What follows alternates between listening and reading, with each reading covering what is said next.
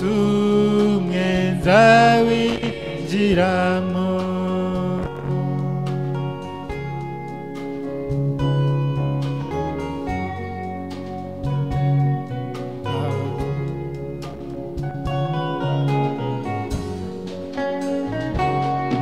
Abazajya muri icyo gihugu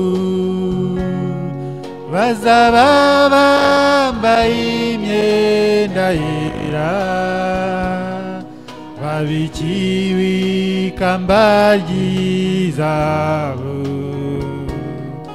Umunsi umwe nzakigeramo. Haleluya, nagushidikanya, n'ijuru ntari umunezero. Baruba mw'ijuru umunziye kuzinjiramo. Haleluya, nagushidikanya, n'ijuru ntari umunezero. Ntabwo umubabaro uba mw'ijuru umugiye kuzinjiramo. Haleluya, nagushidikanya, ijuru ari umunezero. Ntabwo umubabaro uba mw'ijuru iringiye kuzinjiramo.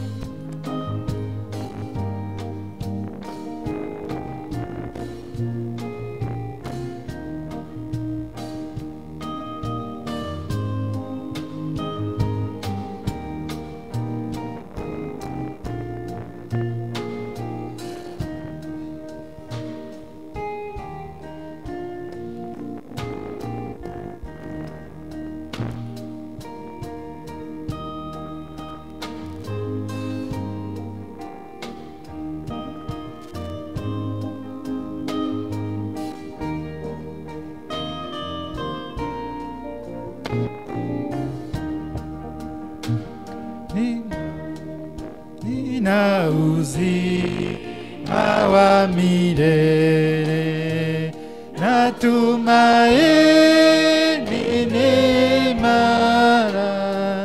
Mbinguni nitaona Yesu Mwokozi wangu kwa furaha. Mbinguni nitaona Yesu Mwokozi wangu kwa furaha.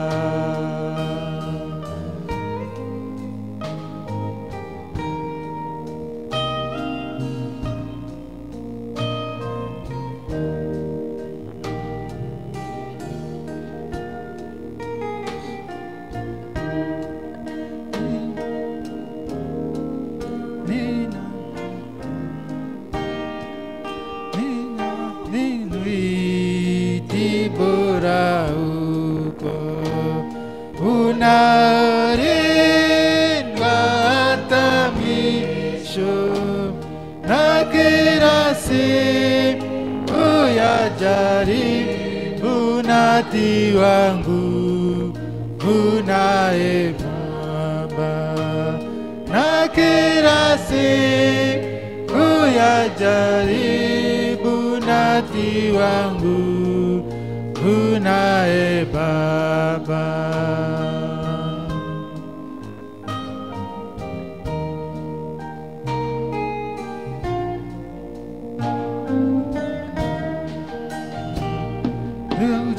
Nashukuru Mungu wangu, ananitunza siku zote, katika shida na taabu. Kwa hiyo sisumbuki tena, katika shida na taabu. Kwa hiyo sisumbuki tena.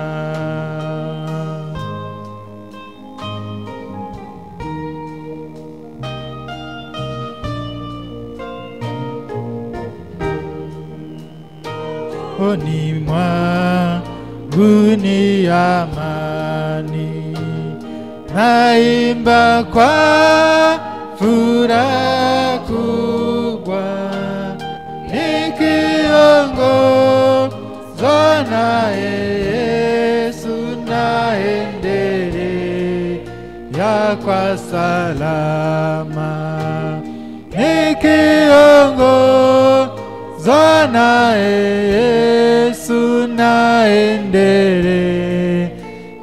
kwa salama.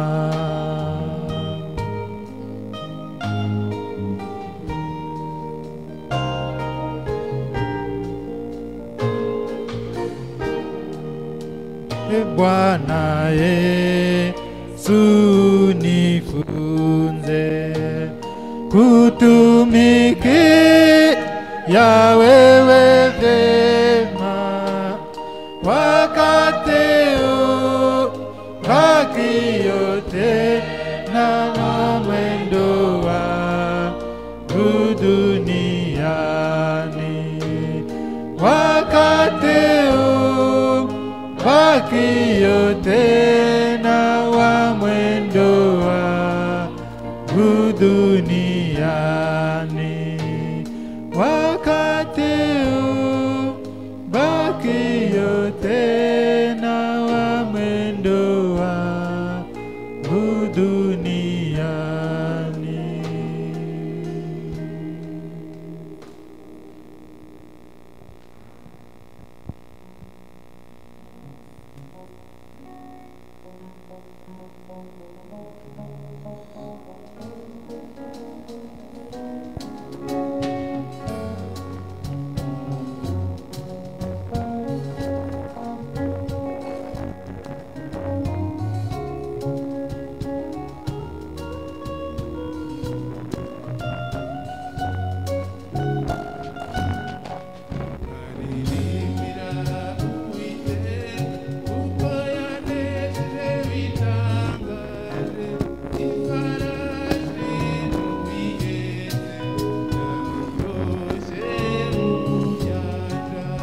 Naririmbira Uwiteka kuko yanesheje bitangaje, ifarashi n'uwihetse yabiroshe mu nyanja.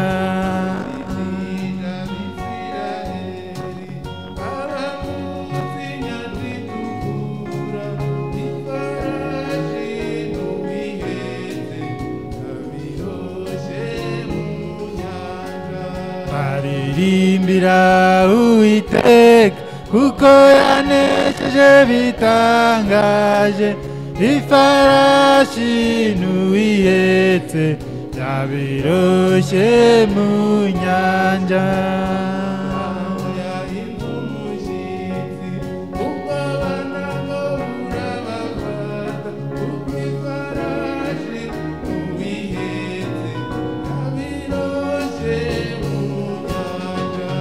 Naririmbira Uwiteka kuko yanesheje bitangaje, ifarashi n'uwihetse yabiroshe mu nyanja.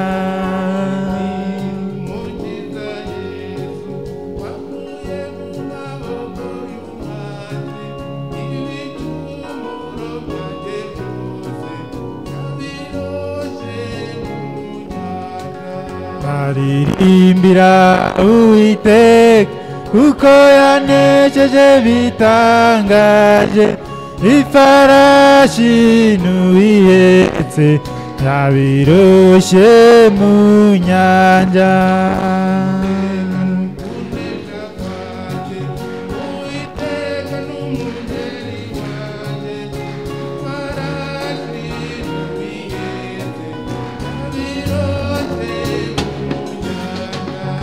aririmbira Uwiteka kuko yanesheje bitangaje ifarashi n'uwihetse yabiroshye mu nyanja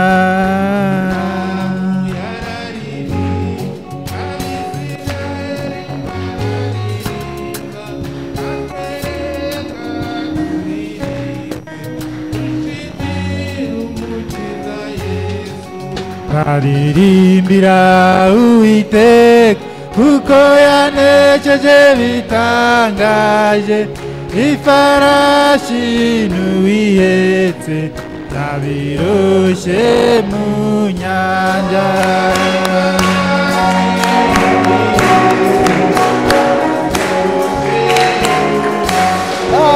ifarashi n'uwihetse yabiroshye mu nyanja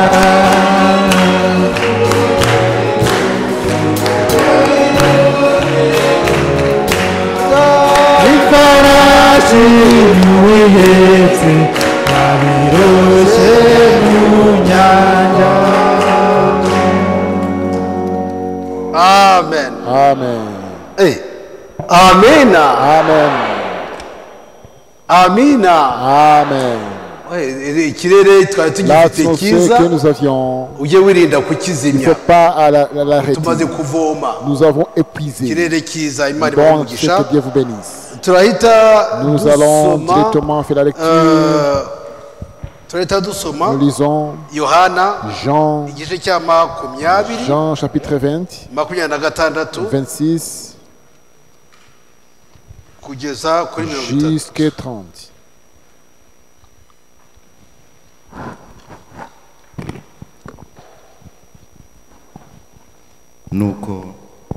nuko iminsi 8 ishize abigishwa bongera guterana mu nzu nka mbere na Toma ari kumwe nabo.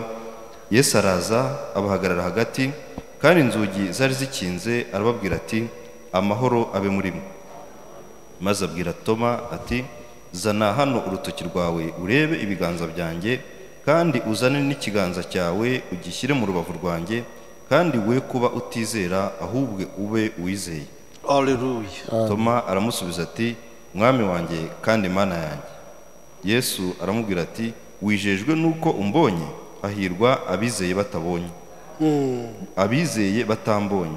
Hariho n'ibindi bimenyetso byinshi Yesu yakoreye imbere y'abigishwa bitanditswe muri iki gitabo, ariko ibi byandikiwe kugira ngo mwizere yuko Yesu ari Kristo umwana w'Imana, kandi ngo nimwizera muherwa ubugingo mu izina rye. Amen. Hallelujah.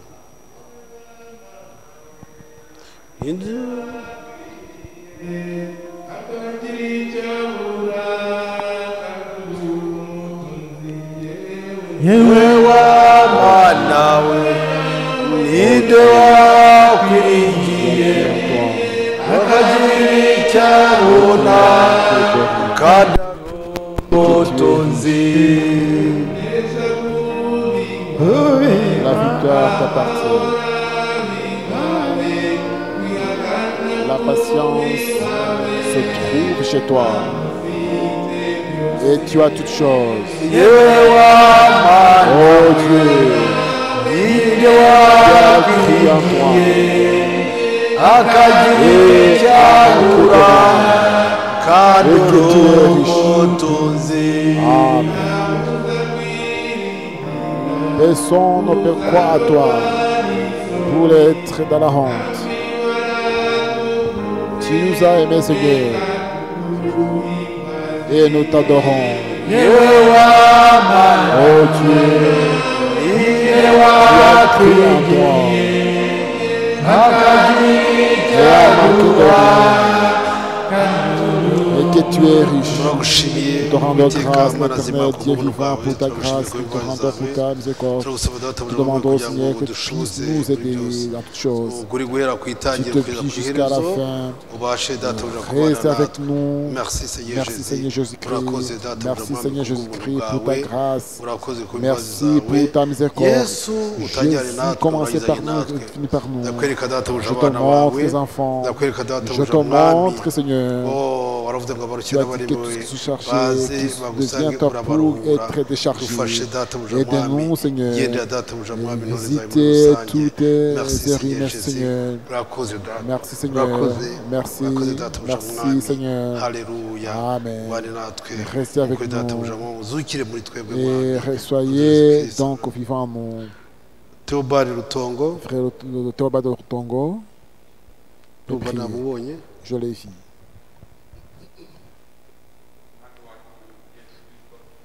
Dieu Seigneur Jésus-Christ. ushimiye ineza Nous te yawe rendons grâce pour ta grâce. turagushimiye Nous te yuko rendons mu gitondo cy'uyu parce munsi que cette wongeye matinée, kugeza tu nous mwami as fait ahitiriwe venir izina ici ryawe pour Amen. honorer ton nom. ishimwe n'icyubahiro Et ton bigarukire honneur, ta Alléluia. grâce soit tuje mwami glorieux. duciye bugufi Nous sommes humbles. tugushimira Nous te uburyo rendons mwami wategeje grâce de hano ce que tu nous as fait arriver kandi ici. tugusaba kugira ngo Et niyo te turebere demandons munsi que y'amaraso tu yawe puisses nous voir sur Amen. ton sang. ntutubareho ibicumuro Ne byawe compte pas tous nos byacu péchés. ntutubareho ibicumuro Ne byacu compte pas ahubwo nos utubone offenses. turi munsi Mais y'amaraso yawe regarde-nous à travers ton sang. Alléluia. abahungu n'abakobwa bawe Les turi fils et imbere les yawe fils devant toi. mwami uze utwiyereke Seigneur, nous te kuva ku itangiriro montrons kugera ku du iherezo début mwami et montrez-nous du début à watanze la fin. imigisha mu iteraniro Tu as ryabanjije béni le premier culte. turakwinginze ngo natwe Te uduhe umugisha muri demandons kano de kanya bénir, de nous bénir Amen. mwami maintenant. umugaragu wawe ugiye Que gukoresha umuha ton umugisha qui soit qui va Yes. être utilisé, umusiga natwe que mwami tu puisses bitugere loindre twese aussi. ndetse n'amateraniro araza kuza Alors, d'autres nanone qui ya vont venir de nimugoroba l'après-midi, kugira ngo mwami nous te wigaragaze prions que tu puisses te ko nta na rimwe manifester. ushobora guteranyiza abana Parce bawe que pas te gusa Amen. rassembler des gens pour kirogoya rien. yose Tout imigambi est y'umwami satani trouble, tout iburizwemo est des risques maze sataniques. witeka Nous les uzutane chassons natwe et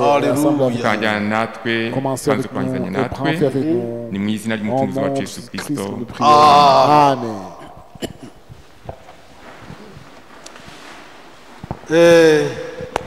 Imana ibaho umugisha mu izina rya Dieu Yesu vous Kristo. bénisse dans le nom de Jésus-Christ. namwe Imana ibaho umugisha Et mu izina vous, rya Yesu Dieu Kristo. vous bénisse. tugomba kugendana Nous devons marcher ensemble muri iki kirere cy'umwuka dans wera cette atmosphère spirituelle.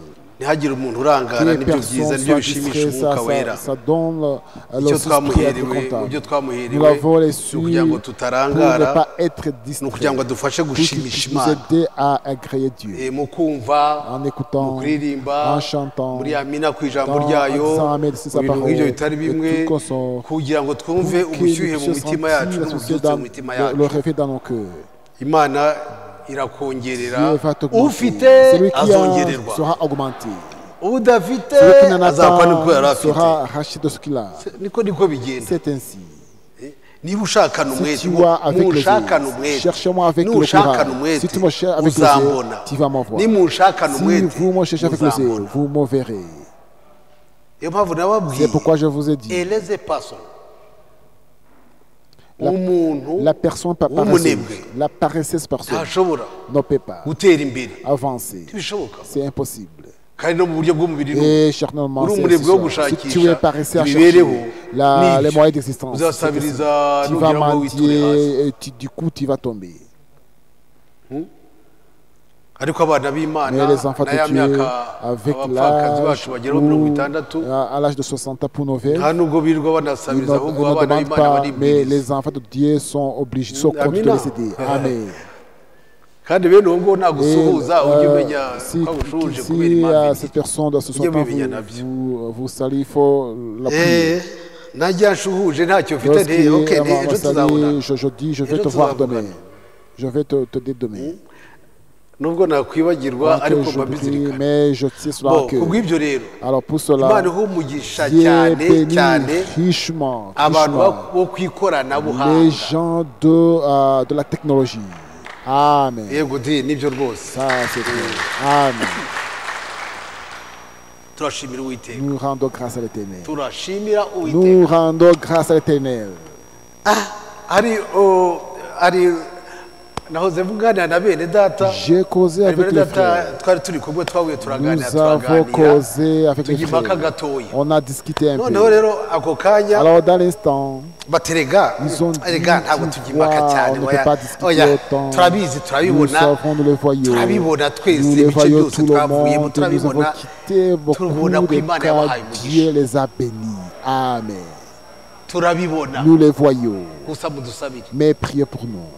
amina Amen. nibyo koko C'est iyo vrai. mbona rero n'aba basore Lorsque bacu je vois nos jeunes, hatangiye kubonekaho n'abagabo il yego y a, ariko il y a des maris. Mais nk'ubu ngubu maintenant, tugiye guteranira nous allons, Oresund, marquer- Norvège. nous allons faire la prédication de Norsund. responsable wawo umushumba wawo niwe La ugiye responsable va kutubwiriza nous prêcher maintenant. kandi yavuye muri Mais il twebwe a quitté parmi nous. kandi turacyari kumwe Et nous restons ensemble. noneho nanone ubu Et alors, kuva mu mwanya washize du temps mwene passé, data frank arimo arabwiriza Frère Franck est en train de Aussi prêcher. jihad. Pas Twebwe seulement bahano. ici, d'ici, kugira ngo bitatwicira iyi pour ne pas gahunda troubler notre programme. hanyuma ni ukuvuga ngo kubera amateraniro À atatu cause de trois bamwe cultes, batavuga batagira ishyari pour ne abandi pas ngo qu'ils byaba soient jaloux, wajya mu ya kabiri ngo dans le ubwabwiriza ngo wajya deuxième, gute au ugasanga troisième, abantu et des gens vont être troublés. bibishe gahunda ariko noneho Est-il le programme? ubu Maintenant, arabwiriza il est en train de Yatangiye prêcher. kare. Il a commencé à prêcher. ubu amaze nk'iminota niba Il y nibeshye a, mirongo itatu il y a arimo 30 ans qu'il est en train de kubwiriza prêcher 40 minutes. abandi bose baramwumva Et d'autres gens sont en train d'écouter. bose Tout le baramwumva monde baramwumva est en train ibyaha. d'écouter, sauf ici. tukazabishyiraho On va les mettre ejo demain cyangwa nimugoroba ou bien l'après-midi Ariko à noneho, l'internet. Mais ndashaka kubereka je voudrais vous montrer la technologie, bene data combien nabo les bigize frères ko de Imana cet âge, yabaduhaye. Dieu nous a donné ses frères. abenshi bari muri ekoro de Du coup, ils dimanche étaient dans l'école de dimanche. none abenshi Maintenant, ils n'abayenjeniyeri sont ingénieurs. urumva ko babandi Alors, des badusigiye gens bavuga qui nous ont batambuka quittés, umuhanda qui ne peuvent pas hariho franchir noneho la route. n'abawugendamo Il y a d'autres baguruka qui vont dans les routes. En tout cas. imana yacu ihimbaza Notre Dieu soit rendu grâce. iba maso niba yaraguciye Dieu, si yaraguhamagaye Dieu t'a sauvé, yaratangiye t'a umurimo appelé, muri a wowe, commencé l'œuvre à uko vous, byagenda de kose toutes circonstances, ibibazo wanyuramo tous byose tes problèmes, sekuse wanyuramo zose toutes ces courses qui doivent ingorane passer, wanyuramo tout ce zose qui doit passer, ni ngombwa c'est izasohoza Dieu icyo va yaguhamagariye accomplir de quoi il t'a appelé. ibyo Amen. ni amina Ça c'est Amen. amena Amen.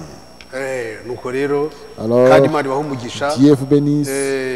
ariko noneho bazajya bafungura Ceux qui vont ouvrir hanyuma saa tanu à ukereye gutangira saa 11 tanu nabwo harimo akantu wenda hari impamvu ariko tu harimo peux akantu être en retard. Ntabwo On sait, byubaka. c'est pas vraiment, Ntabwo byubaka. ça n'érige pas. hanyuma nanone ntari nibagirwa Sans oublier, wenda sinzi ko mbere je ne sais muri asambure ya pas, mbere dans la babivuzeho première nibagiwe qu'on a discuté sur kubabwira cela, yuko je voudrais niba vous dire que ntibeshya si je batwongereho me undi trompe, munsi on nous a augmenté une autre journée.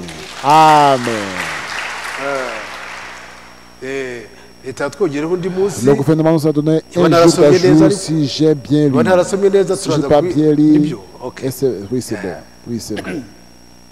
ubwo ariko de préférence Mais de préférence, nagiye ndabona ibyiza Je vois que c'est bon, j'ai demandé, consulté les frères, que c'est bon que reka uwo munsi tuwushyire kuwa gatanu nous le mettons à ati kuwa vendredi. gatanu Parce qu'à vendredi, n'abakora shuguri n'abandi et des gens qui font des affaires, ils sont dans l'esprit de kandi kuwa week-end. gatandatu Et à ni konje. vendredi, samedi, c'est tugatana no congé. ku cyumweru On nous assemble Tuba kuwa à gatanu, dimanche, abantu baboneka vendredi, les kurusha kuwa gens puissent gatatu. être donc Twanagiye muri sondage aller mu manota à la culte que kuwa mercredi. gatanu abantu Parce baba biteguye que no gutaha vendredi, kare les gens hariho aiment être n'abajya bons niba ari muri siporo et bikibaho, vont en ariko sport si mbese ça kuwa existe gatanu à vendredi. numvise abantu Je benshi sens que les bawushima gens donc sont d'accord reka avec tube nous. dufashe Nous n'ako prenons ngako alors le muri iyi vendredi minsi encore, bisaba. c'est 2 jours, Birimo ça va, biragenda. ça va aller.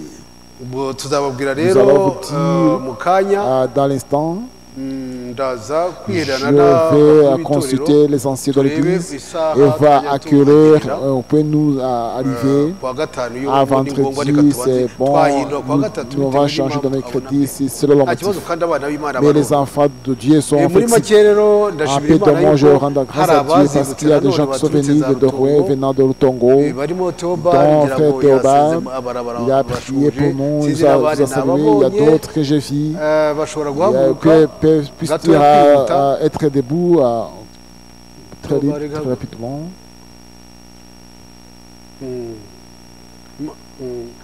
izina gusa. Le nom, vous présentez votre nom seulement. Pardon. Pardon. Hari abantu dukorana bite rwose.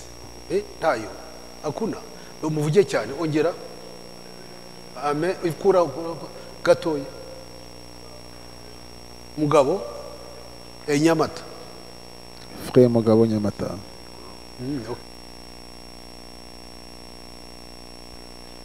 Amen. Amen. Wiki uriya uretse narisisira oya narisi oya Minani. Amen.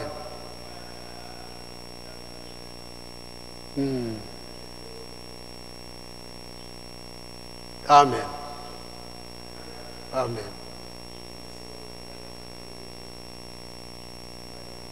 Amen.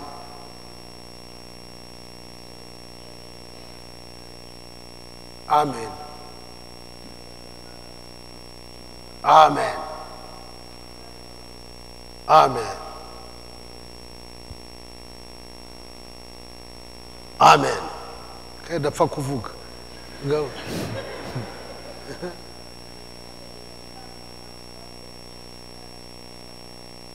Amen. Imana. Amen.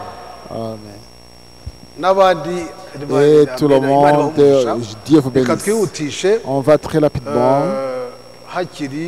Alors qu'il y a du temps, c'est de la joie. Sans vous voir toute l'année, nous sommes très contents. Autrefois, nous allons discuter avec les anciens de l'Église qui ont partagé le service de Dieu. Là où, avant d'ouvrir, il n'y en a pas encore ouvert pour vous un peu partout. Comment on peut arranger? Nous allons nous parler avec les anciens. Autre nouvelle, bonne nouvelle. Après Gisenyi, qu'ils ont ouvert. Après Nyanza, qu'ils ont ouvert. Après Kibuye Rubengera, qu'ils ont ouvert. Kigali Gikondo, nous avons été ouverts. Maintenant, à Byumba chez Étienne, frère Étienne, à Manyagiro. Hier, on a ouvert chez cette assemblée. Prions Dieu et tout est possible. Amen. Nous recevons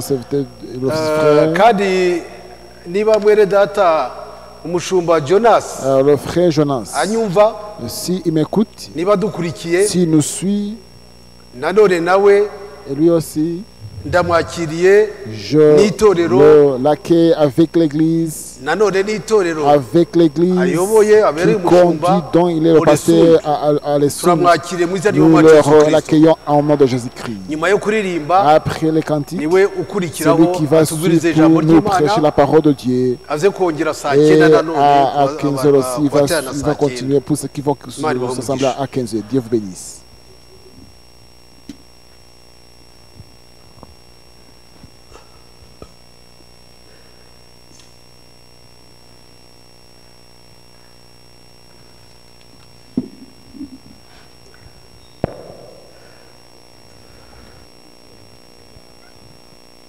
Amen. Alléluia, Amen. Amen. Alléluia, Amen. Amen. Oh, Alléluia. Amen. Alléluia, Amen. Amen. Alléluia, Amen. Amen. Alléluia, Amen. Amen. Alléluia. Amen. Jésus est pour moi. Amen. Jésus est pour toi. Amen. Alléluia, Amen. Amen. Oh, Alléluia. Amen. Il m'a sauvé.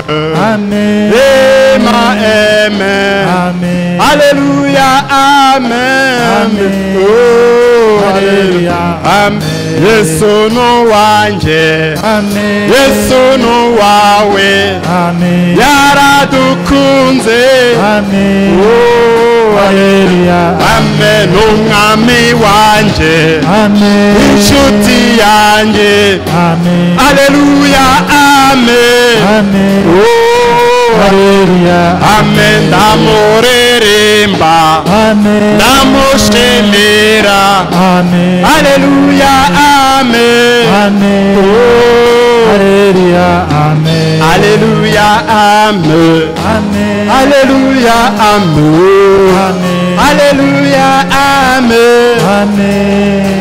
Hallelujah. amen Haleluya amen Amen. Haleluya amen Amen. Haleluya amen Amen. Hallelujah. Amen.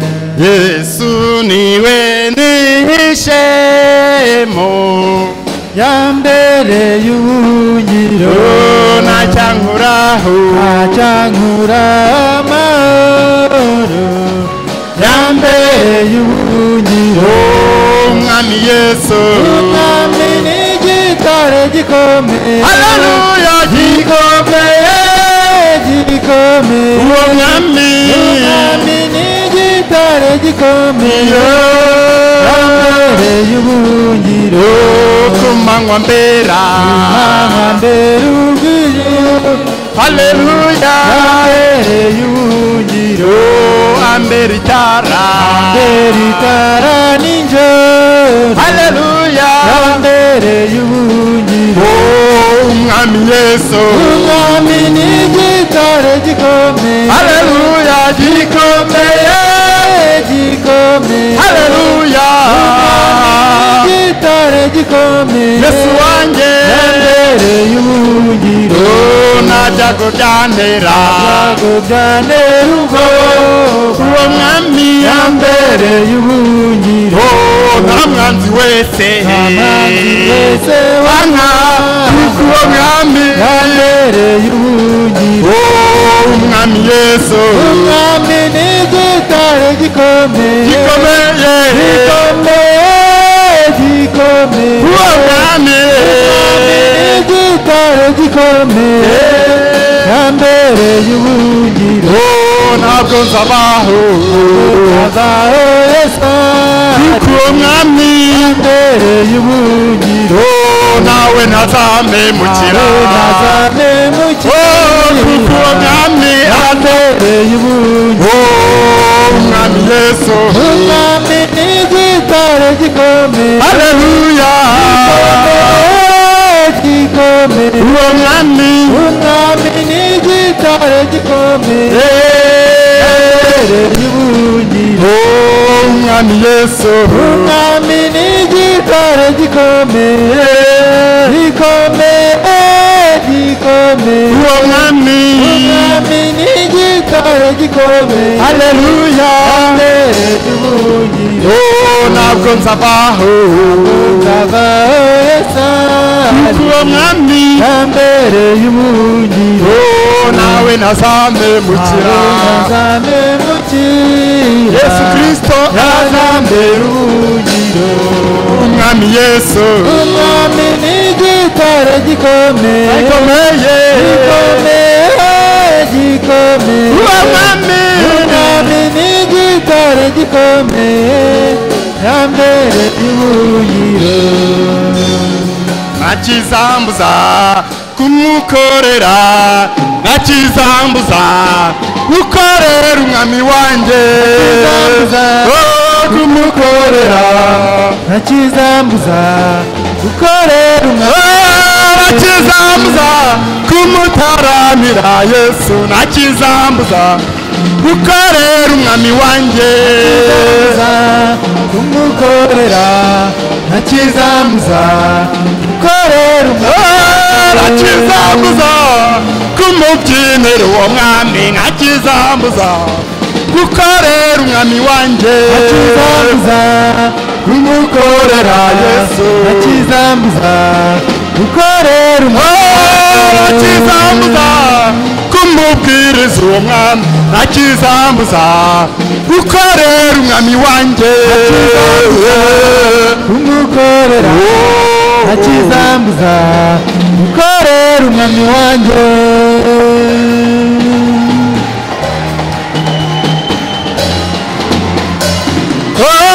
ntakizambuza kumubyinira uwo mwami ntakizambuza gukorera umwami wanjye kumukorera ntakizambuza gukorera ntakizambuza kumuhamiriza uwo mwami ntakizambuza gukorera umwami wanjye gukorera ntakizambuza gukorera umwami ntakizambuza kumutaramira Yesu ntakizambuza gukorera umwami wanjye ntakizambuza kumukorera ntakizambuza gukorera umwami wanjye ntakizambuza kumukorera Yesu ntakizambuza gukorera umwami wanjye kumukorera ntakizambuza gukorera umwami wanjye ni wewe tu Bwana ni wewe tu ni wewe tu ni wewe tu Il est le nôtre. Bwana Il est le nôtre. Il est le nôtre. ni wewe Il est le nôtre. Il est le nôtre. Seigneur est le nôtre. Il est le nôtre. Il est le nôtre. Seigneur est le nôtre.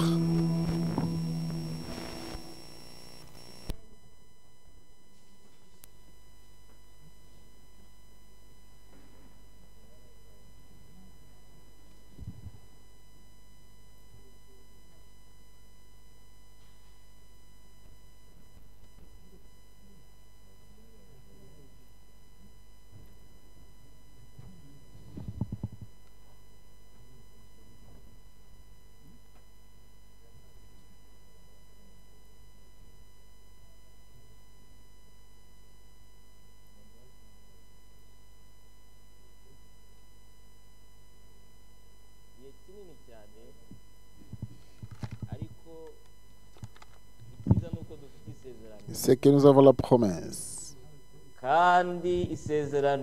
Et la promesse, c'est ce qui nous a fait assembler ici. Vous allez comprendre que ici, c'est là-bas, c'est à Kigali en tout cas. Dieu soit remercié et glorifié. Et Dieu bénit tous ses serviteurs richement. Avant de poursuivre, recevez des salutations de frères de Alessandri. M'ont chargé de vous saluer en nom de Jésus-Christ. Et le soir, j'ai discuté avec le frère de pasteur d'Oslo dans la capitale de Norvège. M'a aussi chargé de vous saluer en nom de Jésus-Christ. Dieu soit glorifié, remercié. Je suis très content pour sauver notre temps, parce que nous avons un temps restreint suffisant. Soyez debout pour la lecture des Saintes Écritures.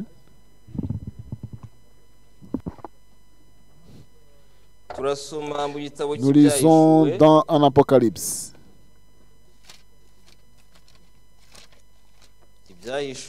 Apocalypse.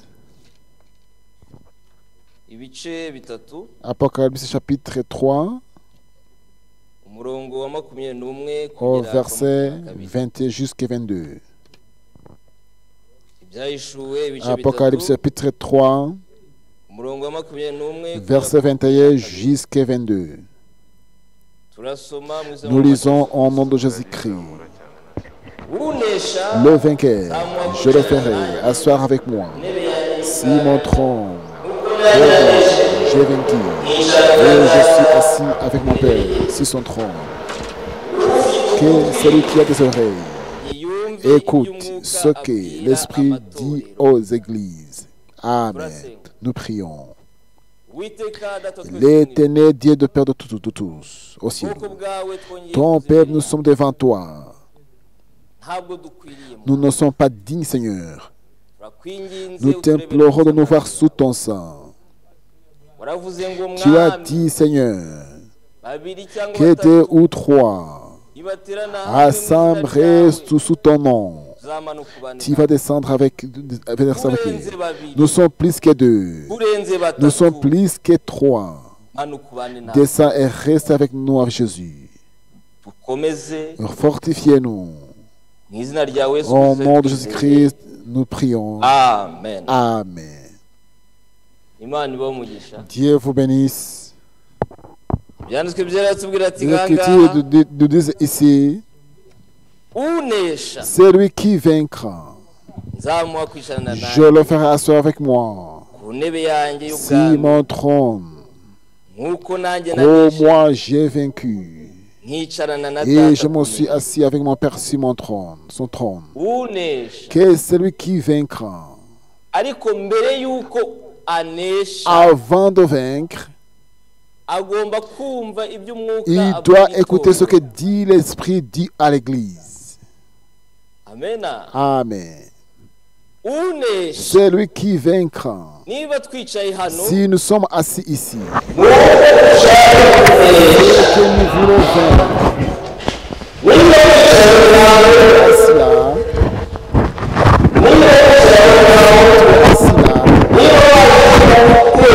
tu es venu à la venant de près, de loin. Tu veux vaincre.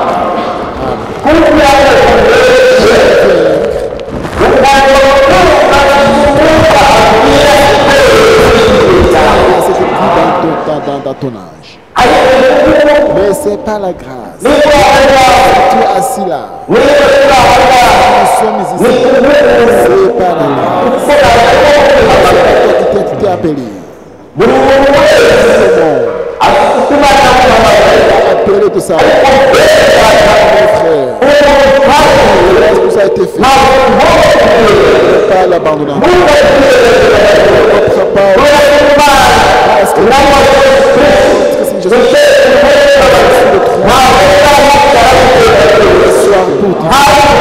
et le temps soit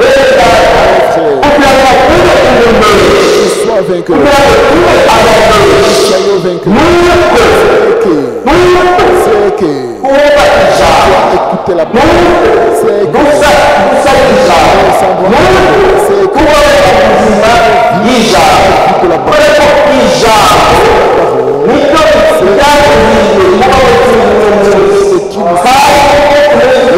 Ce que nous sommes,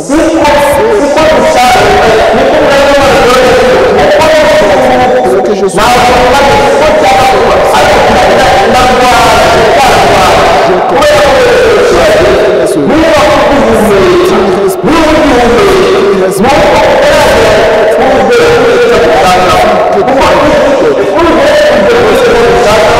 à cette mesure, la terre nous va te faire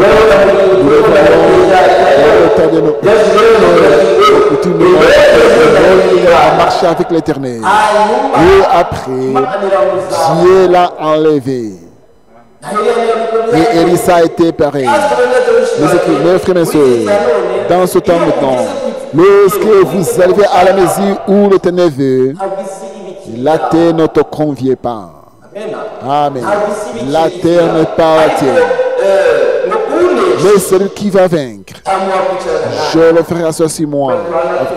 Nous devons être vainqueurs. Parce que la parole, c'est la parole. C'est notre... La parole. La parole est là pour nous convaincre. La parole est là pour nous transformer. Si tu n'es pas transformé par la parole, qu'est-ce qui va te transformer en tout cas?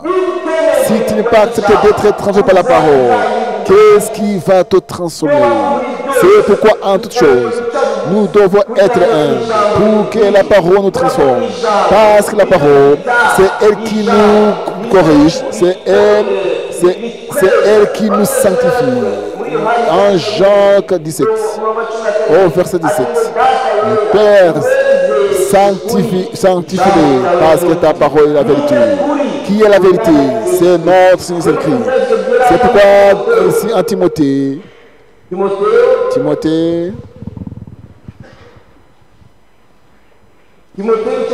Timothée 3,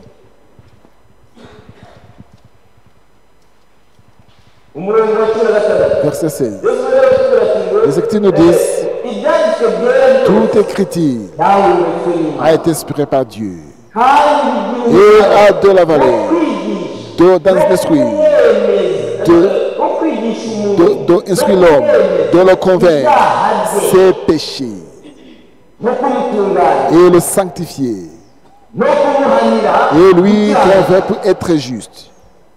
Au verset 17, pour que l'homme de Dieu soit complet et a toutes choses nécessaires. Amen. Les Écritures sont là pour nous transformer, quitter du mal,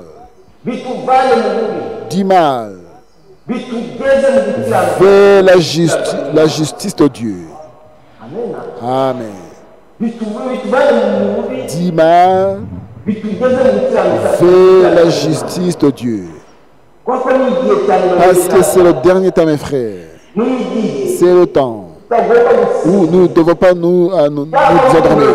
D'où tu es, de partout tu vas. Tu dois garder ton atmosphère. Tu dois garder ton unité avec Dieu. Parce que les Écritures disent deux seront dans le même lieu. L'autre est parti, l'autre est laissé.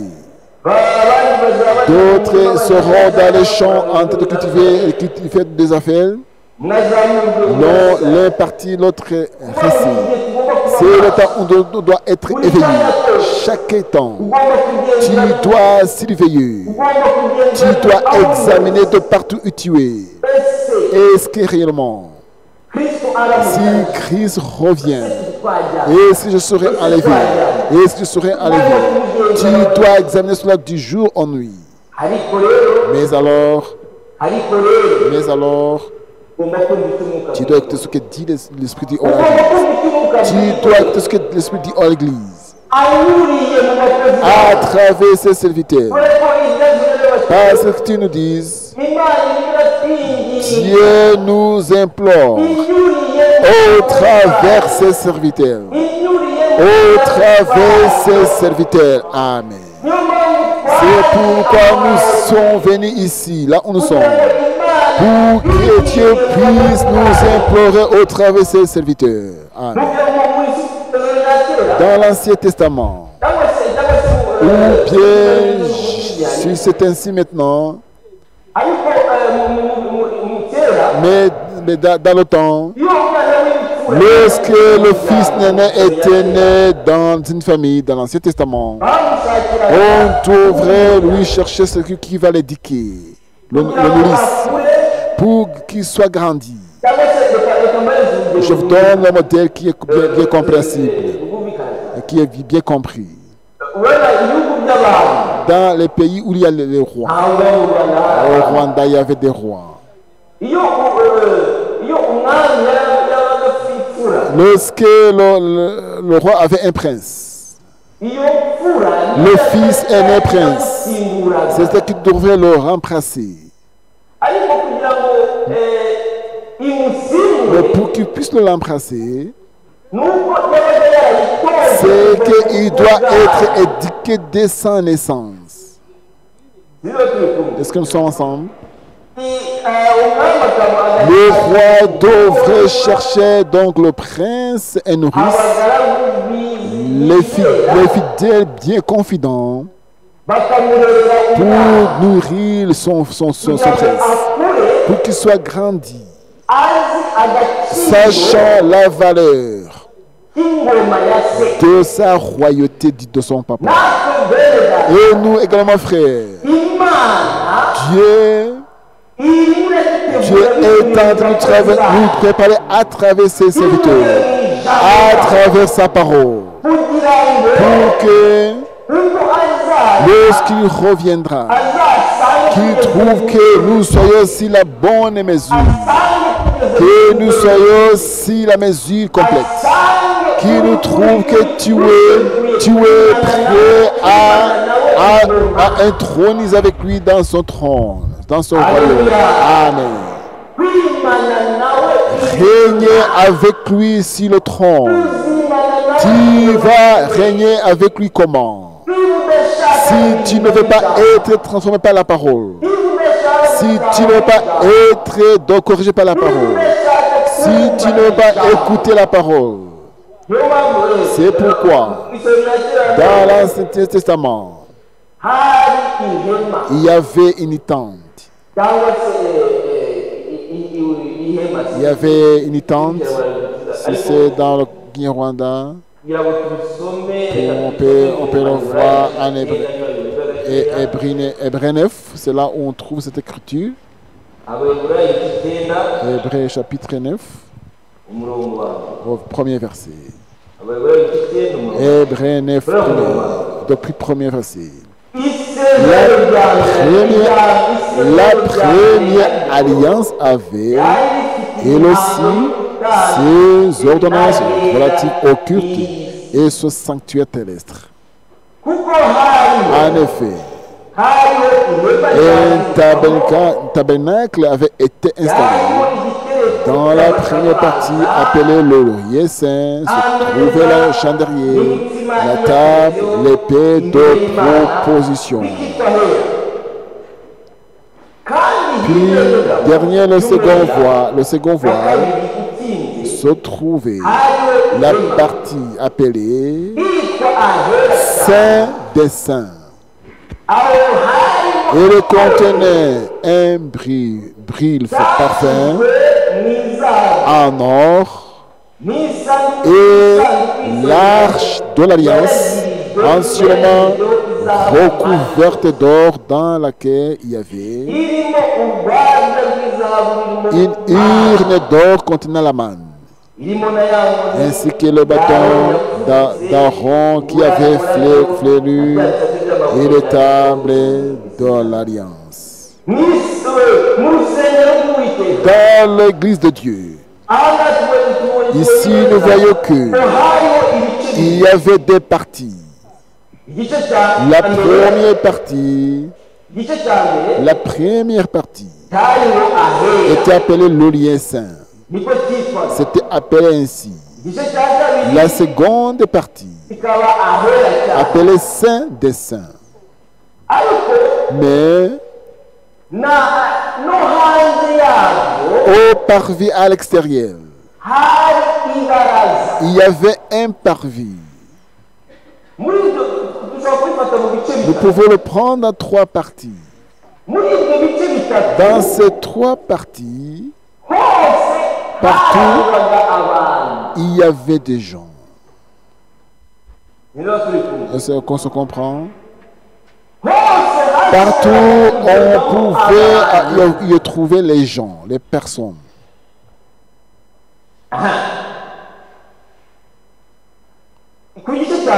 Dans la première partie, au parvis, tout le monde pouvait y arriver. Amen. Est-ce qu'on est ensemble? Tout le monde pouvait y arriver. La deuxième partie, c'est pas tout le monde qui pouvait y arriver.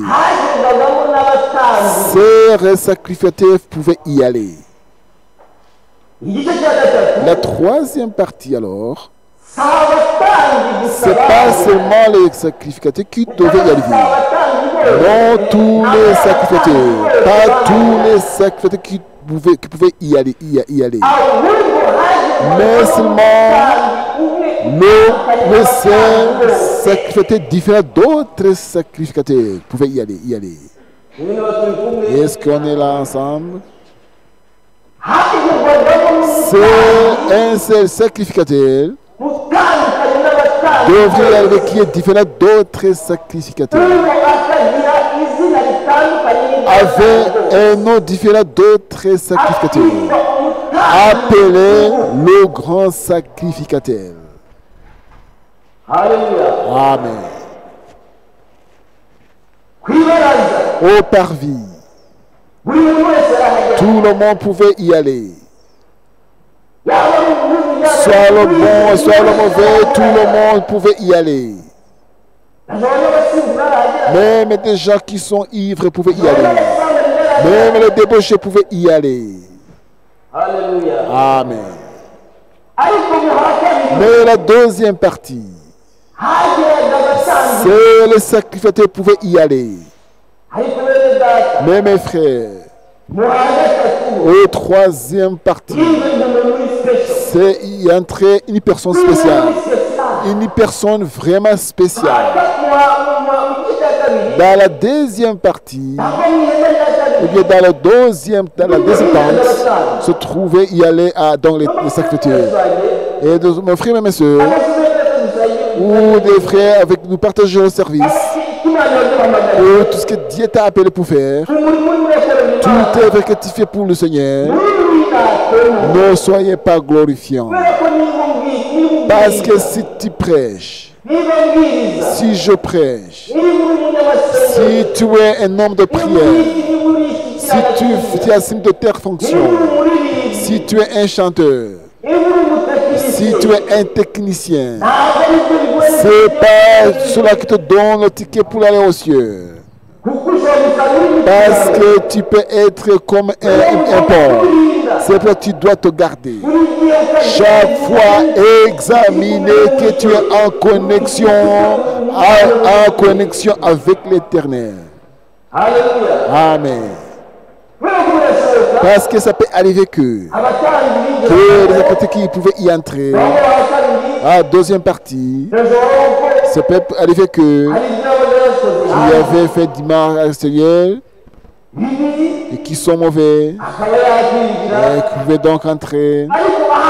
Mais à la troisième partie, doit y entrer une personne spéciale. Amen. C'est la personne spéciale qui pouvait y aller. La personne qui est distincte des autres personnes. Et avant d'y entrer, il devrait se sanctifier. Parce qu'en y entrant avec vraiment les défauts, il ne pouvait pas sortir de là. Il ne pouvait pas sortir vivant. Il devrait se sanctifier. Se sanctifier en tout cas. Ça fait le sacrifice. En égorgeant la brebis pour son sacrifice. Se sanctifier. Amen. Parce qu'il pouvait y entrer avec l'effort. On mettait une corde. Lorsqu'il pouvait entrer, on pouvait donc en tirer pour sentir s'il est de son vivant. Parce que lorsqu'il pouvait mourir, personne ne peut pas y entrer. Mais on devrait le tirer avec une corde. Amen. Oh, le tirer. Le ramener à l'extérieur dans toutes ces autres parties, à la deuxième partie, jusqu'au parvis extérieur. Je ne sais pas si vous me comprenez. Si vous me comprenez alors, dans le rien c'est et le lieu très saint, si tu avais des défauts, et mourir dans cet endroit, et tirer dans toutes les parties qu'il a passées jusqu'à dernière partie. C'est pourquoi, mes frères, mes sœurs, tu dois garder ton attention avec le Seigneur. Parce que la grâce qui nous a été faite, ça nous a été donnée pour une fois. Pour une fois. Tu dois garder la grâce qui t'a été faite. Pour ne pas retourner là où le Seigneur t'a fait quitter. Amen. Pour ne pas retourner d'où tu es venu. Tout le monde a son témoignage. Tu sais de quoi tu passais la fois passée. Tu sais ta conduite d'autres fois. Dieu t'a fait grâce. Dieu t'a fait grâce pour quitter dans toutes ces choses. Et du coup, dans le temps, ton honneur est remonté. Ton honneur est remonté maintenant. Ou bien des choses qui te poussent que tu quittes ta place, Dieu t'a placé. L'Éternel garde sa parole pour la mettre en pratique. Et personne ne peut pas partager avec qui l'honneur. Son honneur lui appartient pour toujours. Amen. Ne pense pas que tu vas partager l'honneur avec l'Éternel. C'est impossible. Tu ne peux pas partager l'honneur avec l'Éternel. Amen. C'est impossible que tu partages l'honneur avec l'Éternel. L'honneur lui appartient pour toujours. Pour le grand sacrificateur, lorsqu'il entrait dans l'Orient très saint, il entrait avec le sang, par le sang, des sacrifices qu'il a fait. Amen. Et nous, en toutes choses, nous devons savoir que l'Éternel nous a transformés pour être des sacrificateurs. Les Écritures nous montrent que en Apocalypse 2, Apocalypse chapitre 2, au verset 17.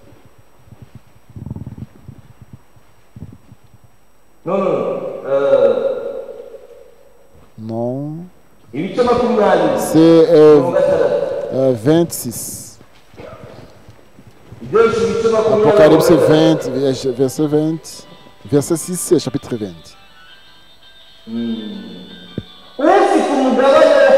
Heureux saints, ceux qui ont la part à la première résurrection. Et il est saint. La seconde mort n'a pas de pouvoir sur eux. Mais ils seront sacrificateurs de Dieu et du Christ. Et ils régneront avec lui pendant 1000 ans. Amen. Celui qui a la part à la première résurrection est heureux. Parce que il sera. Ils seront sacrifiés de Dieu et de Christ. Notre éternel Jésus-Christ nous a transformés pour être des sacrificateurs. Il nous a fait pour être sacrificateurs. Comme le sacrificateur, le grand c'était entré dans le lieu très saint avec le sang du bouc, du bœuf, de la brebis et d'autres choses. Et nous également, nous avons été transformés pour être des sacrificateurs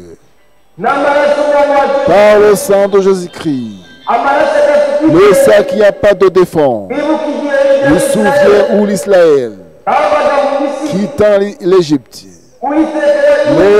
l'Éternel appelle au travers son serviteur Moïse. Mes frères et mes soeurs, c'est lui qui va attendre que l'Éternel va te prêcher là où tu es dans ton lit, que l'Éternel va descendre pour te prêcher. Non. Il ne veut pas te prêcher à travers des rêves, ou bien à travers des rêves, ou bien non. Dieu utilise ses serviteurs tout le temps pour que l'épouse de Christ soit préparée. Amen. Amen. Pour être préparé, Dieu utilise ses serviteurs. Je ne sais pas si nous sommes ensemble. Dieu dit à Moïse, va dire au peuple d'Israël, pour chaque foyer, d'égorger une brebis, un agneau sans défaut.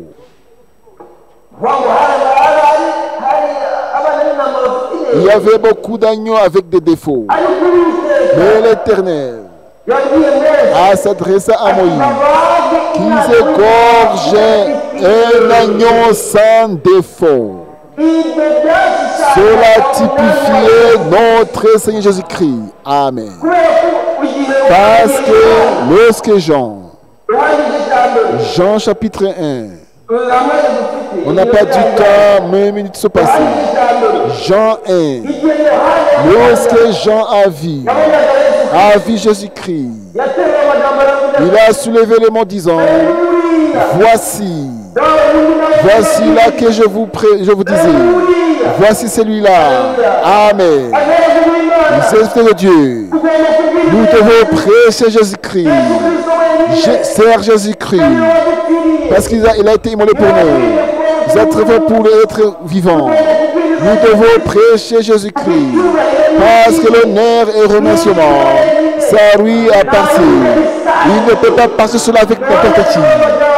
Jean adressa disant, voici celui-là, l'agneau de Dieu, qui ôte le péché du monde, qui ôte le tes péchés, qui ôte nos péchés, qui ôte tous les péchés, tous nos péchés. Amen.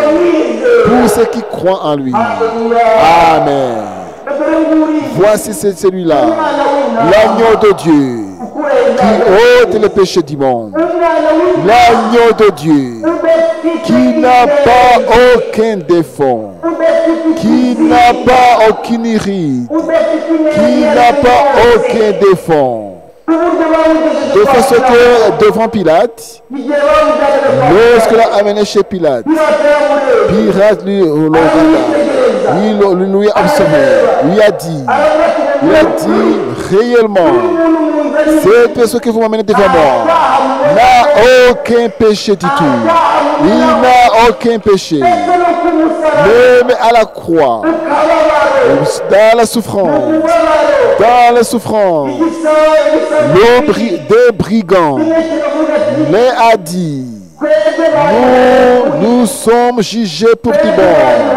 Nous avons été dans le sujet de notre faute. Mais celui-ci, il n'a rien fait.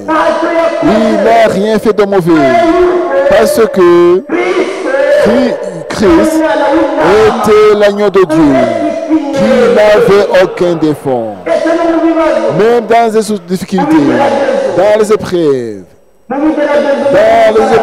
à la croix, il n'a rien dit, il n'a rien exprimé, parce qu'il était l'agneau de Dieu, sans défaut, un agneau de Dieu qui est humble, un agneau de Dieu qui prétend être dans le pasteur, un agneau de Dieu qui n'a aucun défaut. C'est pourquoi mes frères, mes sœurs, il a donné la promesse, disant, il y a un peu de temps que les gens du monde ne me verront plus. Mais vous, la promesse, mes frères, cette promesse, ma soeur, ça me regarde, ça te concerne, ça nous concerne tout le monde. Il a dit, vous, je serai parmi vous. Je serai avec vous tout le temps. Amen. C'est pourquoi un agneau de Dieu, lorsque vous recevez dans vous, tu n'as aucun défaut. Parce que ce que tu dis, Restez avec tout le monde en toute paix. Si l'agneau de Dieu se trouve en toi, tu n'as aucun défaut. Si l'agneau de Dieu se trouve en toi, si Jésus-Christ se trouve en toi, tu n'es pas amer aux enfants. Si l'agneau de Dieu se trouve en toi, si Jésus-Christ se trouve en toi, tu ne peux pas tuer respectueux à tes parents. Si Jésus se trouve en toi, tu n'es pas amer à ton mari ou ta femme. Parce que tout le monde, c'est pas toi qui te témoigne. Amen. C'est pas toi qui es sujet de ton témoignage, mais ce qui est en toi. La semence qui est en toi, c'est cette semence qui te témoigne. Amen. Je ne sais pas si nous sommes ensemble. Je vous donne un exemple. Dans le temps passé, nous avions un visiteur ici. Frère était venu avec sa femme. Sa femme était enceinte. La femme était enceinte. Et alors, avait aussi l'anniversaire. Nous l'avons fait l'anniversaire pour elle. Nous avons pris champagne. Nous avons ouvert le champagne qui est non alcoolisé. Écoutez-moi. Ne dites pas que les gens d'Europe prennent la... Non, non, c'est la champagne non alcoolisée. Après, tout le monde a bu. Dans le propriétaire de l'anniversaire, je lui ai dit, pourquoi tu ne prends pas de la champagne? Et elle m'a dit, je suis en train de garder l'enfant. Je suis en train de garder l'enfant. Amen. Je garde l'enfant. Elle gardait ce qui était en elle. Lorsque la femme est enceinte, elle ne vit pas la femme qu'elle vivait d'avant la réception de la semence. Et nous également, la semence est plantée en nous. Nous devons la garder, mes frères. Amen. Les Écritures disent, nous ne sommes pas les nôtres pour être notre liberté. Nous avons quelqu'un qui nous gouverne. C'est lui qui est en nous. C'est celui-là qui nous conduit. C'est lui qui est en nous. C'est lui qui nous donne à manger ce que nous devons, nous habiller, parce que nous ne sommes pas les nôtres pour nous conduire. Mais la semence. Aïe. Lorsque la femme est enceinte, elle est dans une souffrance. Mais il y a l'espoir que un jour ça va prendre fin. Un jour, mes frères, dans toutes les épreuves, dans tous les combats, soyez doux. L'Éternel soit notre bouclier. Parce que le combat n'est pas le tien. Ce n'est pas le mien le combat. Mais le combat appartient à ceux qui nous ont fait la rédemption. Amen. Je me souviens du temps où Israël contournait à Jéricho. Lorsqu'ils tournaient à Jéricho, ils ont été dit la parole. L'Éternel s'adressa à son serviteur Josué. Mes frères, tout le temps, Dieu parle à travers ses serviteurs. Je ne sais pas si nous sommes ensemble. Je ne sais pas si nous sommes ensemble. Alors, est-ce que nous sommes ensemble? Dieu s'adressa à Josué, disant, va parler à mon peuple, que je les ai donné Jéricho. Amen. Tout ce que Dieu t'a donné, peu Personne ne peut te l'ôter. Amen. Pourquoi tu combats alors? Pourquoi tu as du stress? Amen. Tout ce que Dieu t'a donné, personne ne peut te l'ôter. Dieu s'adressa à Josué, que je vous ai donné Jéricho. Ça vous appartient. Josué est parti, disant à Israël, mais pour que Jéricho, qu'ils puissent tout avoir le Jéricho, pour vaincre les gens de Jéricho, il y avait des conditions. Amen. Il y avait les conditions. C'est le respect de la parole de l'Éternel. Parce que la parole est sortie disant, l'Éternel a dit à Josué, contournez Jéricho pour 7 jours. Amen. Contournez sans dire aucune parole, étant silencieux, sans dire aucun mot. Contournez.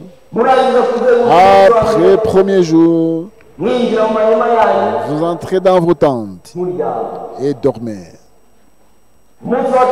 Deuxième jour, juste comme ça, jusque... Mes frères, il y a un tas de parler. Il y a aussi un tas de silence. Amen. Je ne sais pas si nous sommes ensemble. Il y a un tas de parler. Il y a aussi un tas de silence. Des fois, dans les moments de troubles, de problèmes, soyez silencieux, l'Éternel va te faire vaincre. Amen. Soyez silencieux pour que l'Éternel puisse te battre. Parce que l'honneur lui appartient. Je sais pas si nous sommes ensemble. Son honneur lui appartient. La médecine, pour qu'un médecin soit appelé ainsi, c'est qu'il soigne. Amen. C'est qu'il soigne. Le maçon, pour être appelé le maçon, c'est qu'il va construire. Je ne sais pas si nous sommes ensemble. Et alors toi, dans les épreuves, tu cries. Alors comment Dieu va se manifester? Amen. Comment Dieu va se manifester? Comment Dieu va œuvrer? Parce que on devrait continuer, mais le temps me fait défaut. On ne s'arrête pas là. Je voudrais insister sur ceci. Soyez silencieux, que l'Éternel combat pour toi. Amen. Dans tes prières, soyez silencieux, que l'Éternel combat pour toi. Mais dans ton silence, restez dans la parole de Dieu. Amen. Amen. Restez dans la parole de Dieu. Gardez la parole de Dieu en toi. Gardez la parole en toi. Pourquoi tu cries? Tu vois? Tu peux avoir des problèmes avec quelqu'un. Et tu vas continuer de parler contre cette personne. Ils ne vont rien. Ces personnes ne vont rien. Mon fils est dur. Ma femme est dure. Mon mari est dur. Ces gens. Il faut dire que tu cries contre nous en tout cas. Les gens vont dire comme ça. Je ne sais pas si nous sommes ensemble. Les gens vont dire que tu cries contre nous. Mais l'Éternel, lui, Amen. L'Éternel, Il a dit, priez, priez sans cesse, priez sans cesse. Les gens vont dire, tu cries contre nous. Mais aucun jour l'Éternel va dire que tu cries contre moi. J'espère que si nous sommes ensemble, mes frères, il y a un temps de parler, un temps de crier. Il y a un temps de faire le bruit dans l'église, de parler. Il y a aussi un temps de silence dans les épreuves, dans le combat. Soyez silencieux pour que l'Éternel combat pour toi.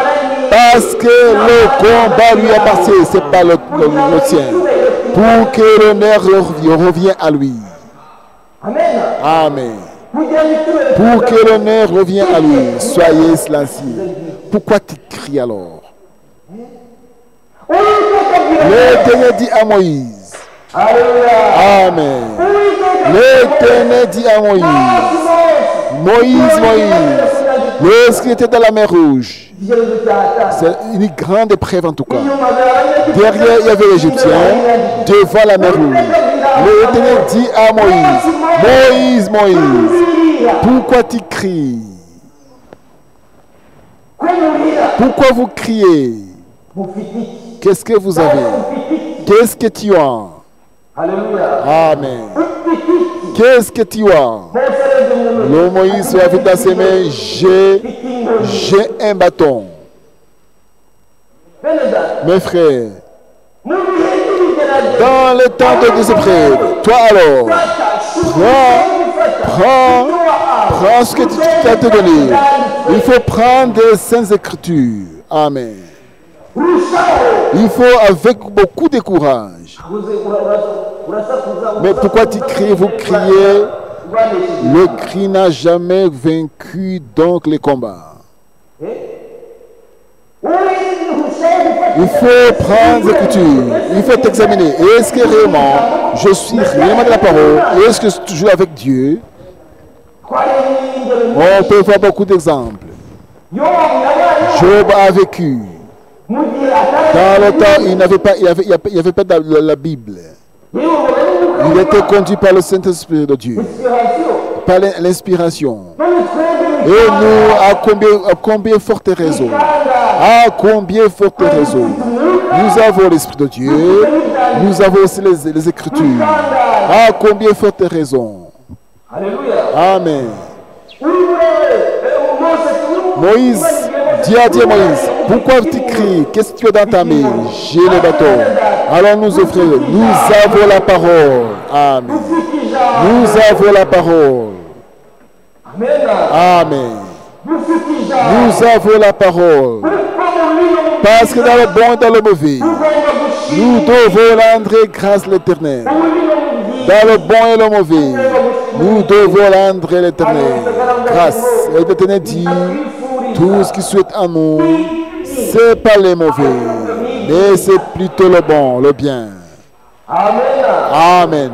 C'est pas le mal, c'est le bien. Alors ils ont contourné Jéricho. Ils ont contourné Jéricho. Les frères vont m'aider pour me dire le temps qui me reste. Ils ont contourné Jéricho. Comme Dieu a ordonné. Mais ce n'est pas dans la parole de Dieu. N'attendez pas que l'Éternel va combattre pour toi. C'est impossible. Amen. C'est impossible.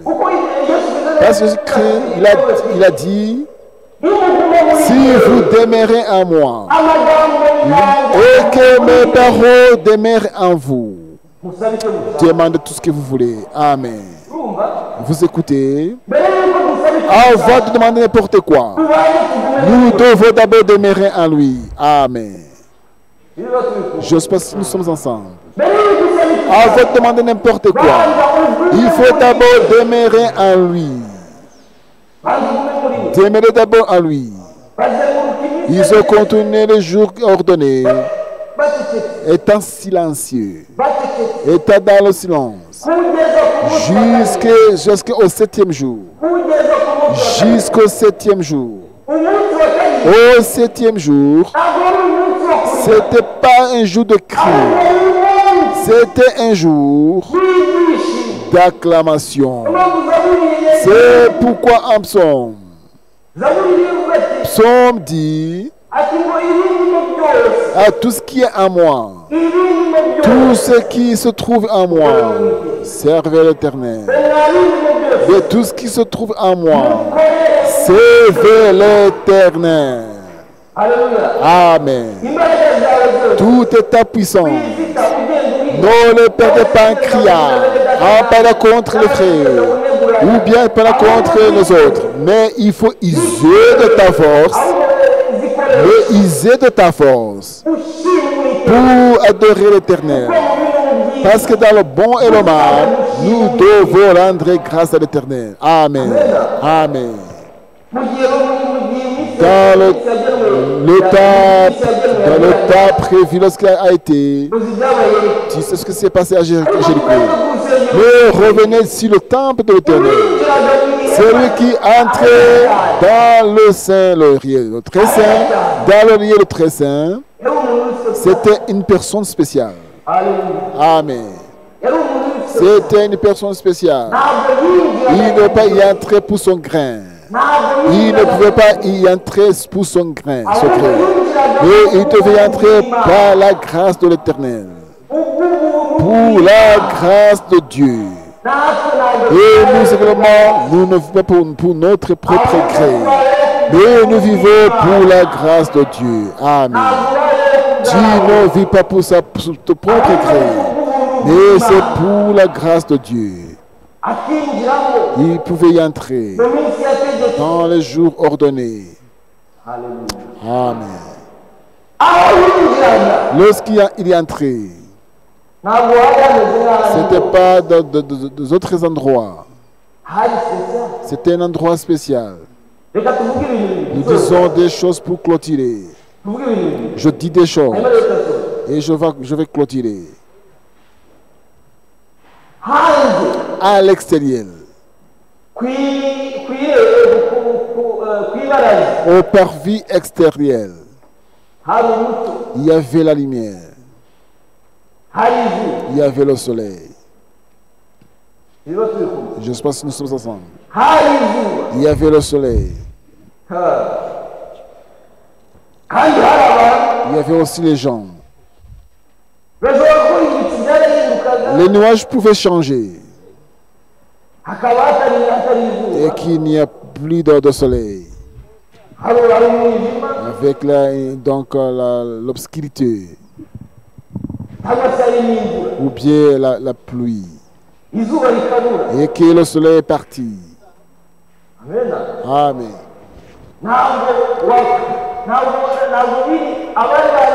Les gens qui se trouvaient ne se confiaient pas de la lumière de cette société.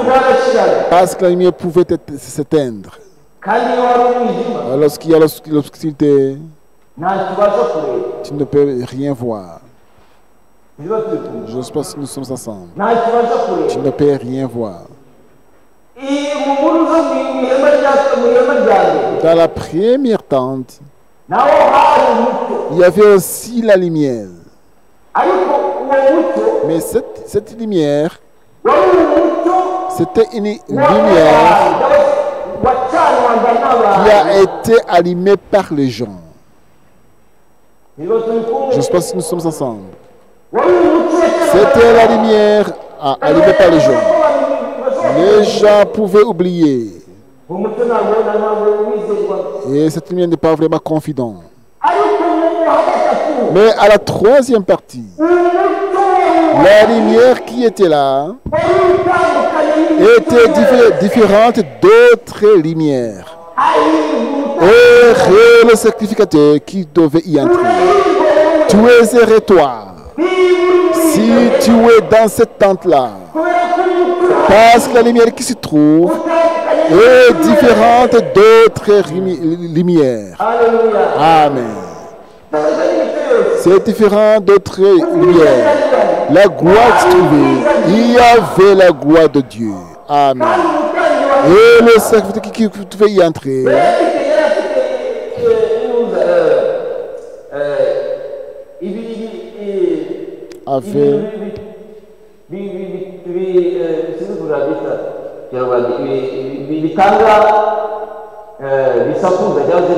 avait des croches, avait des croches qui donnaient le son. Je n'ai pas le temps, on pouvait le lire. Écoutez cela.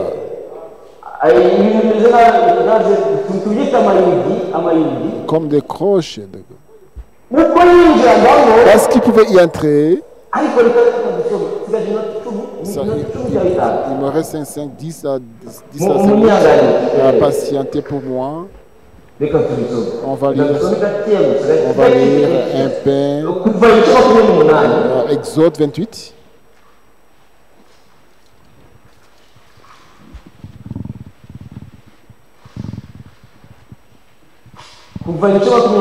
Exode 28.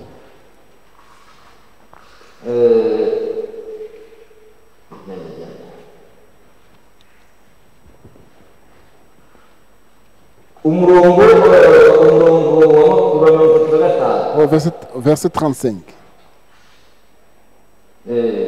Aaron s'arrêtera pour faire le service. Le son des clochettes s'attendra quand il entrera dans le lieu saint devant l'Éternel, et quand il assistera de la sorte, il ne mourra pas. Lisez en pour ne pas mourir. Qui porte ses clochettes pour qu'il soit attendu. Amen. Soit attendu. Et nous les frères et sœurs, nous devons chaque fois témoigner l'honneur de Dieu, l'honneur de l'Éternel, pour ne pas mourir. Mettez l'Éternel devant, tout ce que tu fais, pour ne pas mourir, dans toutes ses fonctions. Mettez l'Éternel devant, c'est pas moi, c'est pas moi. Au lieu de te confier par tes mains. Et mettez l'honneur de tenir devant. C'est pas moi, mais c'est l'Éternel. Que l'honneur lui vienne. Pourquoi? Qu'est-ce que vaut d'être connu par des gens? Que vaut pour être connu et que le ciel ne te connaît pas? Qu'il entre pour ne pas mourir. L'honneur appartient, il ne le partage pas avec n'importe qui. Il ne le partage pas avec n'importe qui. Ça lui revient. Alors mes frères, au parvis externe, tous les gens avaient pris de la manne. Ils avaient mangé de la manne. Amen. Mais la manne qui était consumée, la manne consommée pouvait périr. Ça pouvait périr. Mais dans la deuxième temps, ça peut arriver que la manne qui prenait dans la première temps, ça pouvait être pourri. Mais dans la deuxième temps, il y avait la manne spéciale qui ne pouvait pas périr. C'est pourquoi celui qui devait y entrer était dans l'église. Amen. Il était dans la liberté. Il voyait toutes choses étant originales. Tout était originaire. C'est pourquoi ce qui est en Christ, celui qui est en Christ Jésus-Christ, est vraiment donati originaire. Amen. Celui qui est en Christ est une nouvelle créature. Est une nouvelle créature. Et n'est de la parole. La parole qui ne peut pas être vieillie. La parole qui ne peut pas être moulue. La parole qui est toujours au top. Il est dans la paix. Alors mes frères et sœurs, dans notre vie, Dans le temps qui nous reste, quoique nous ne sommes pas ces jours, tu peux connaître des jours où tu as été sur la terre, mais ce ne sont pas les jours qui tu te restes sur la terre. Ayez le courage d'être dans le Christ et parole. Gardez les saints écritures en toi. Parce que lorsqu'il va venir, qui te trouve étant prêt. Dieu vous bénisse. Au nom de Jésus-Christ. Amen. Je remets la parole au frère.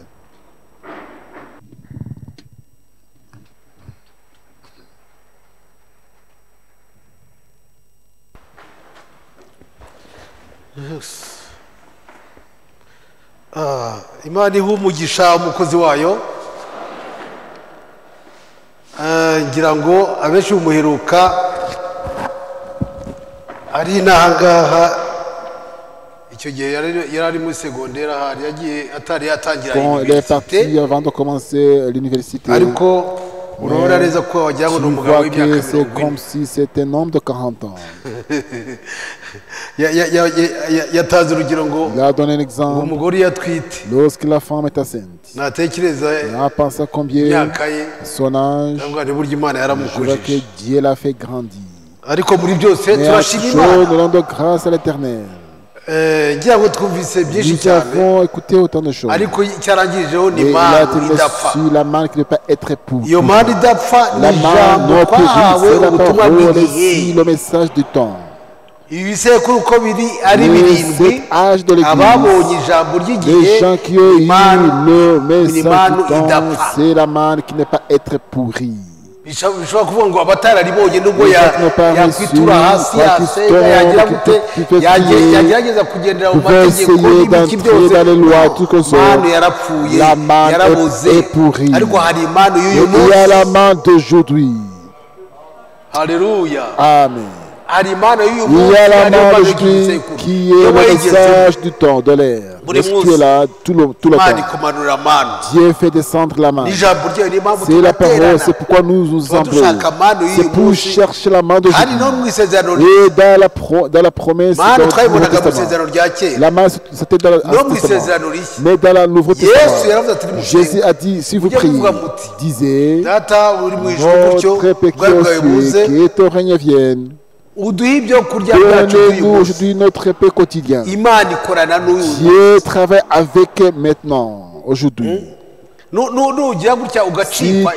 Si tu rates la note d'aujourd'hui, il y a des gens qui vont écouter sur connexion. Si la connexion, il y a quelque chose qui manque en tout cas. Mais c'est bon, étant doux, avec le Saint-Esprit, nous avons là notre aimant d'aujourd'hui. Et notre fête est étanchée. Dieu bénisse son serviteur. Amen. Dieu vous bénisse très richement, parce qu'il va continuer dans l'autre culte. Je sens que le reste, il y a les annonces, nous allons les faire la semaine prochaine. Nous faisons beaucoup de mariages et d'autres faisant donner la dot, donc ils font le mariage.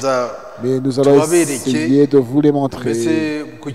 À la semaine prochaine, il y a beaucoup de choses. Nous avons invité de Norvège, à Alessund.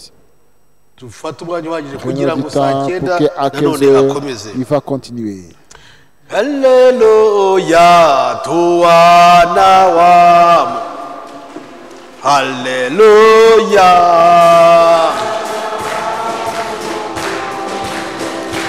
Tumeza wanadamu.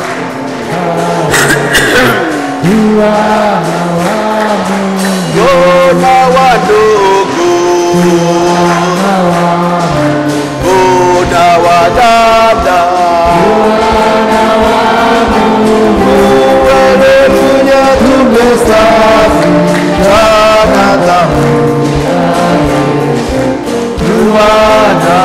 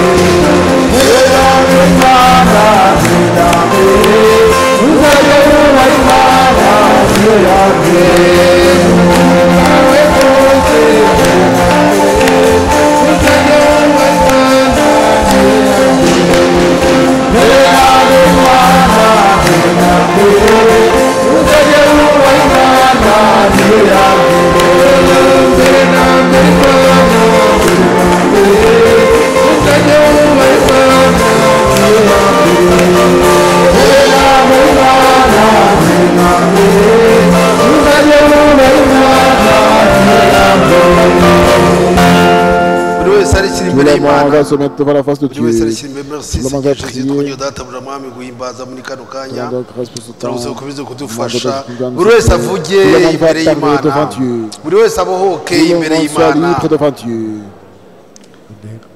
aho twavuye niho batavuga aho twavuye bameze On nk'aho les quitter, ils sont comme s'ils ahacecegirwa sont dans l'enfer de mort. twe turi bazima Nous sommes vivants. twebwe Nous, mu buryo bw'umwuka spirituellement, twarazutse nous sommes ressuscités. bazima. Nous sommes vivants. haleluya Amen. merci Seigneur Jésus urakoze databuja Merci, mwami Seigneur. umugisha mukozi Bénis wawe ton serviteur. umugisha databuja Bénis, mwami Seigneur. haleluya Amen. abana bawe Tes muri enfants rusange en général. urakoze databuja Merci, mwami Seigneur. we watangiye umurimo Toi qui as commencé l'œuvre, byareza yuko databuja mwami tu uzawurangiza vas l'achever. merci Merci. urakoze databuja umugisha Merci, béni. umukozi wawe umugisha Ton buri wese serviteur, bénis tout le monde. umugaragu w'Imana Le serviteur de Dieu, Minani Frère Minan, nawe arasenga va prier. ashimire muri byose no En gutandukana remerciant toutes choses pour nous. mana ishobora byose data Dieu twese uri mu ijuru puissant qui est aux cieux. ni ukuri ishimwe n'icyubahiro ntibyongeye kugarukira izina ryawe mu izina ry'umwami wacu Yesu Kristo grâce te revient. mana ishobora byose data Nom de mwiza Jésus, Dieu tugushimiye puissant. ko waduhaye Nous sommes guteranira kuri reconnaissants munsi wa parce que none tu as donné l'amour. tugushimiye ko mwami waduhaye amateraniro meza kandi mwami imana ishobora byose Yesu Kristo tugushimiye ko uduhaye ijambo ritunga ubugingo bwacu izina ryawe ishimwe n'icyubahiro mana ishobora byose data wa twese uri mu ijuru ni ukuri ndagusabye kandi ndakwinze kubw'iyi minsi turimo dusohoyemo kugira ngo mwami imana ishobora byose uduhe intwaro zose uduhe imbaraga mwami imana ishobora byose uturwanirire kandi utuneshereze mwami ugiye gusigira inyuma dusigire imbere mwami data n'abashuti bacu bateraniye imbere yawe aho umugisha mu izina ry'umwami wacu Yesu Kristo mwami imana ishobora byose umukozi wakoresheje kubwo kugira ngo atugezeho ijambo ryawe umuhe umugisha mwami umushumba watuyoboye umuhe umugisha gahunda zose zakorewe n'umwami zabwe umugisha nawe kandi mwami imana ishobora byose Yesu Kristo winginga ngusaba ubwo tugiye gutandukana ugenda mu mugabero wa kabiri abari babiri uwa gatatu hagati muri bo mwami ukomeze kuduhaza buri cyangwa mu mitima yacu ukomeze kubana natwe kandi mwami imana ishobora byose ukomeze kutwigisha kuko ari isezerano ryawe mwami bana natwe muri byose rero twise mu biganza byawe ko twize kandi ukaba twingiye mu izina ry'umwami wacu Yesu Kristo Amen. Imana ibaha umugisha rero hari tuributsa bene data baza Nous rappelons les frères.